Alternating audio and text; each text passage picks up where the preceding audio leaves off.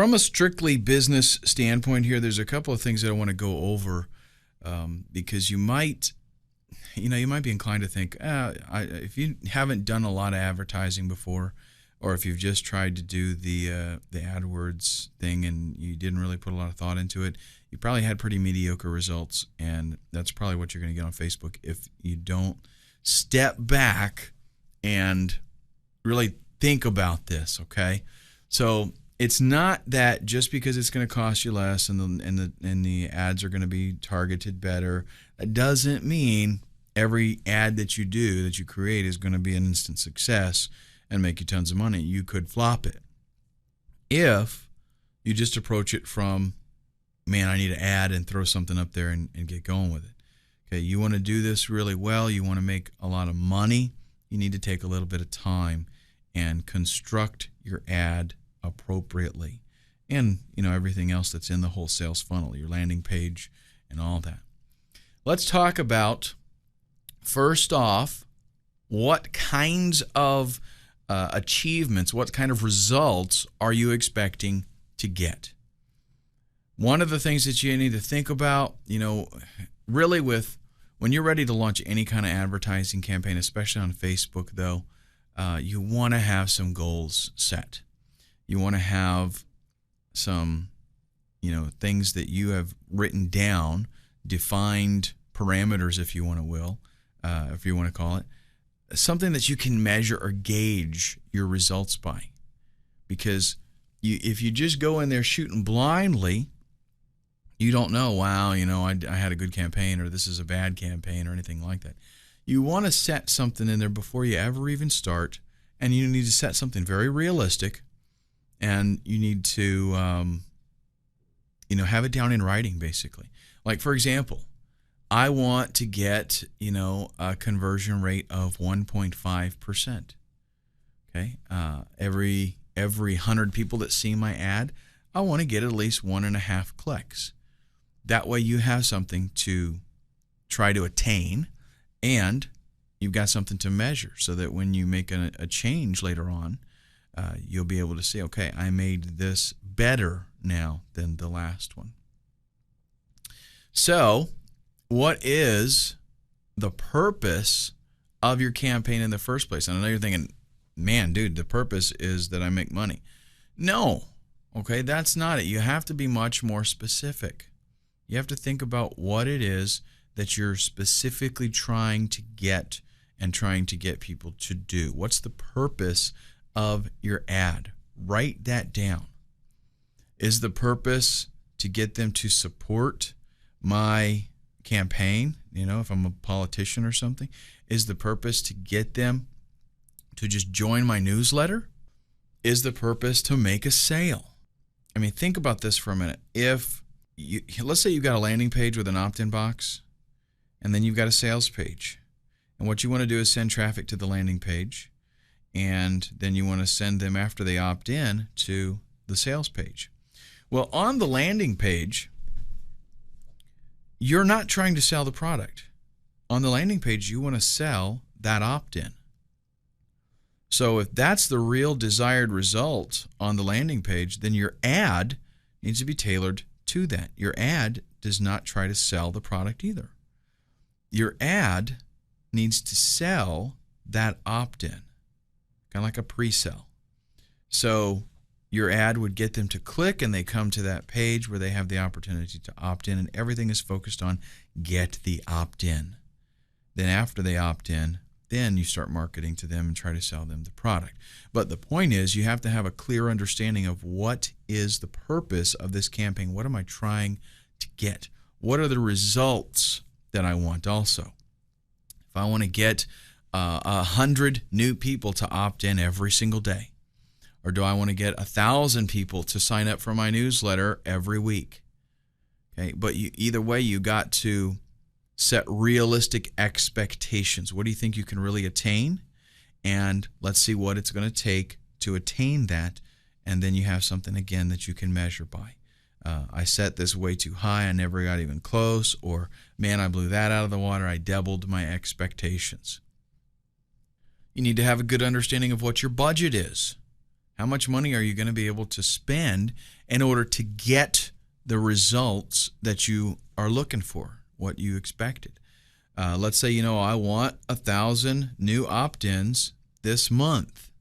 Okay. Am I going to be, you kind of get an idea of, let's say that my conversion is 1.5%, and I want to get 1,000. So how many people am I going to have to show that ad to? And how many people from that are going to actually opt in? The number that I'm going to need, how much money am I going to have to spend in order to make that happen? You have to think about this kind of stuff. You got to think about it ahead of time. If I say, man, I want to get 1,000 new opt-ins this month, and I don't think about what is it going to cost to make that happen. If I don't have that money, then that's an unrealistic expectation, and I don't want to do that because I'm going to fall short. Some things that you need to think about.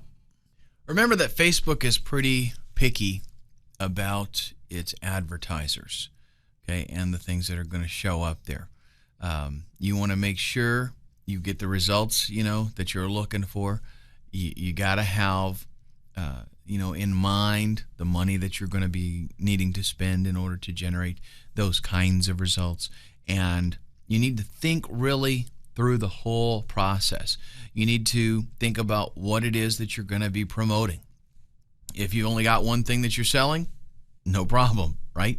But if you're an online marketer or you're an affiliate marketer or something, you've got a variety of things that you're going to be promoting.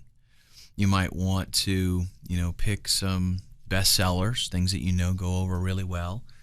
Maybe you're going to launch a campaign that has some new products that you want to start promoting, things like that.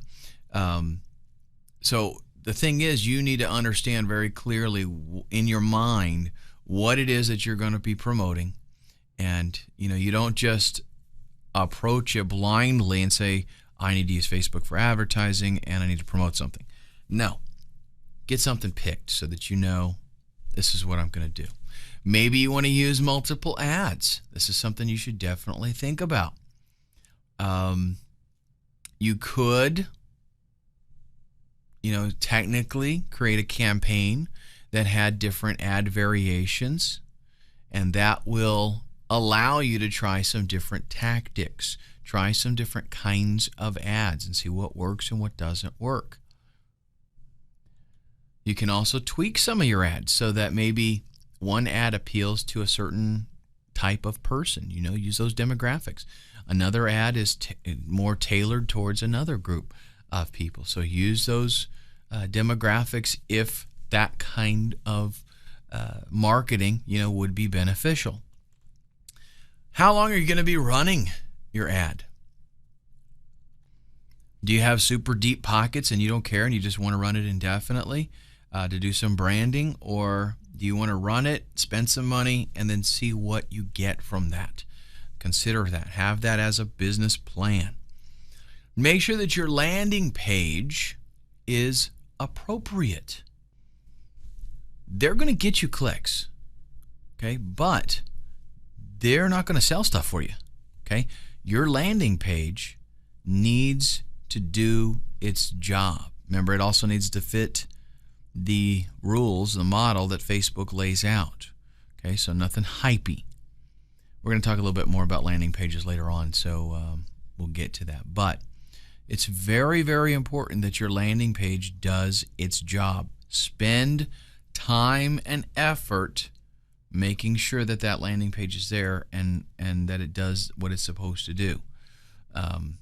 What you might consider doing is a small test.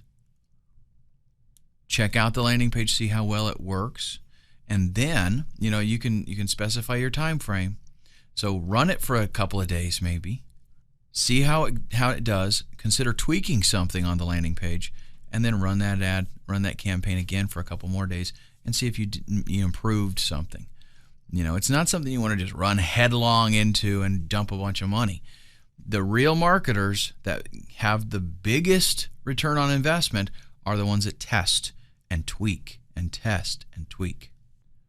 Remember that Facebook is very picky about the kinds of ads that are going to show up on the website.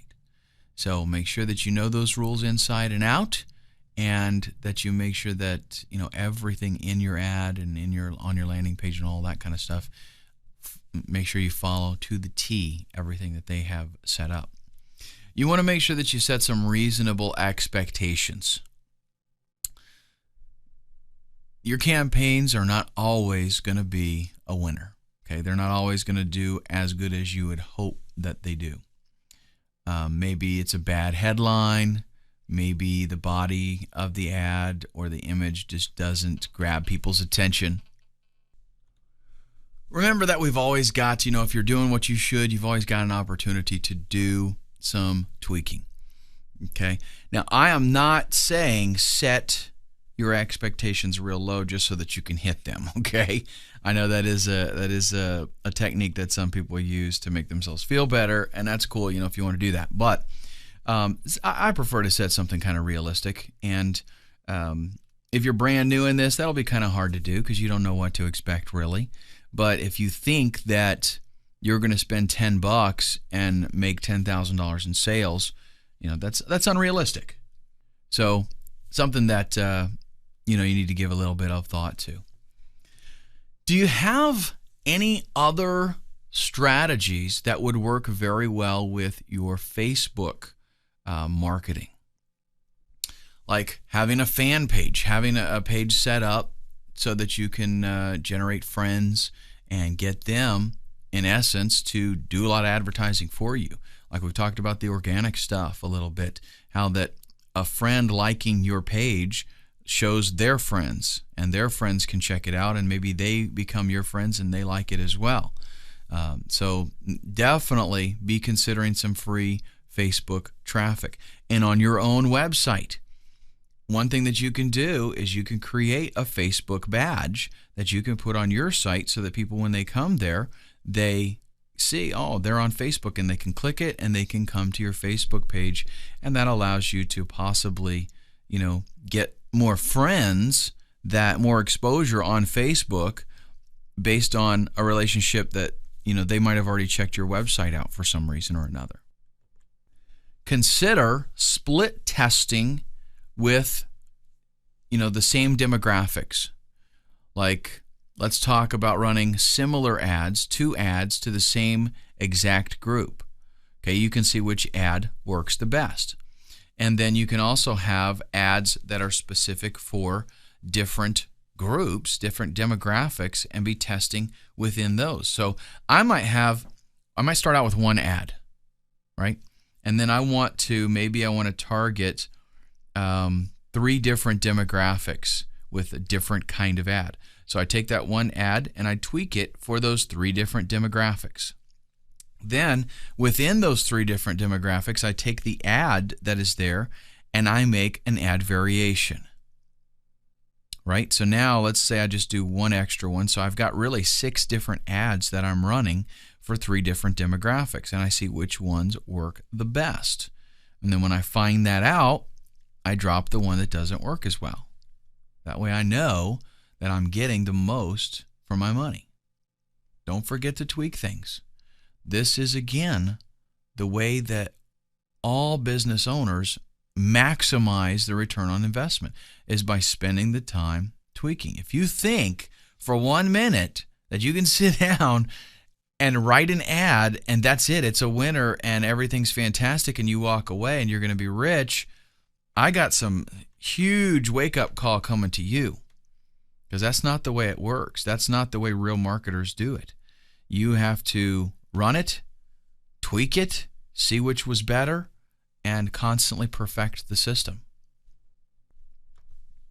And with these things in mind, in the next video, let's talk about who is your target. Who are you really trying to reach?